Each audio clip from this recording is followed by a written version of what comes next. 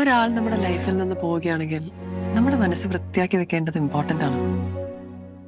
ദേഷ്യവും പിണക്കവും ഇല്ലാതെ wishing only the best for them.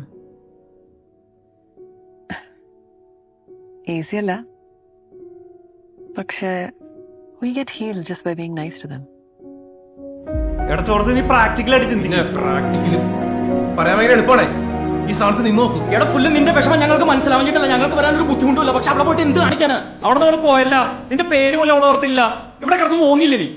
ഇനി മതി. ആരാ വിളിച്ചത്? ഞാൻ വിളിച്ചു.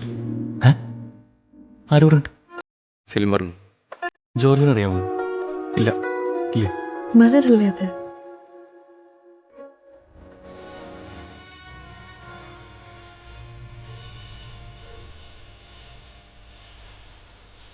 You look so very beautiful. நாளைக்கு வரும்போது நீ மல்லிகை வாங்கிட்டு வரியா? சொல்லியிருக்கலாமே. எதுக்கு? அவன் சந்தோஷமா தான் இருக்கான். சொல்ல. Miss you.